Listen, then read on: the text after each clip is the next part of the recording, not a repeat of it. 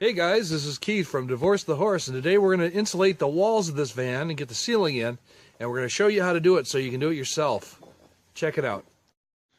Now, as you can see, we've taken roll-up insulation, just $6 a roll. You don't need the really expensive stuff because you're going to have to tear it in half, and by that I mean separate the plies because you only need one ply in there between your wood and your wall. And we taped it into place and stuffed it between the furlings, and that's what we're going to do before we wall it in like we did with this side. As you can see up top, we've taken sheet metal screws right there, and I believe those are 1/4 inch, and just drilled them right into the ribs that are in the ceiling. Those pieces right here, so we don't break through and get a water leak. And that's how we're going along here. So stay tuned. Okay, now what we have here is the second sheet of paneling for the wall, and you can see we cut it down to fit the wheel well. It's going to go in place. We're just going to screw it right under the furlings. And as you can see, the first wall of paneling is in. Just another 4 or 5 foot section there to add in, and we're in business. So now it's late afternoon, and I've grown my afternoon scruff for the day. We've been working on this for several hours, but as you can see behind me, the wall is in its entirety, and we have part of the ceiling in, and I'm going to show you guys that too. There's the wall. Like I said, it's an entirety. Goes all the way up to there, up to the ceiling. We used an angled piece of wood to fill in the gaps between the top ceiling and the bottom of the paneling, or the ceiling itself. And something similar, if you can see it, to the inside here on the back half.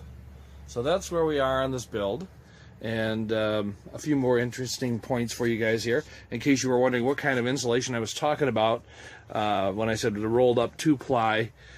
Just regular household insulation. As you can see, the layers there, plies just pull right apart in the middle, and if you do it for both sides at the same time, you get actually 3 layers of insulation out of this. You don't want to put it in as a whole like that. It's just too thick. And we tried that with some parts of the ceiling, and it caused some unevenness, in the ceiling itself, some imperfections, and we would have been better off if we had just done the, peeled off a single ply like I did with the walls there. So, also, another thing we have added since yesterday is a twin-size bed. Simply a couple of 2x4s, as you can see, nailed together with some scrap wood here on the end to hold the mattress from sliding back and forth when I'm going down the road, and 1 sheet of plywood. And I think the total build cost of this bed was about maybe $30 tops. We used screws, same screws we used in the walls, and those would be sheet metal screws, and they worked really well. So now all I need is a bed mattress, and I've actually got a bed to stay on instead of a cot. Looking forward to that. And then also under here, as you can see, it is kind of unfinished along the edges there, but you really can't tell because that's where the bed's going to go, and I'm going to do some more work under there before that's done. This is all storage for lower size bins and my things, and once again, like in the minivan, it's going to keep it from being cluttered in here. Later on today, I'll get some wood paneling and do those end caps, and the doors, because I wanted to look nice and do so on a budget. So guys, what did you think? Not too bad. It was a couple hours of work. Definitely a 2-man job putting the paneling in.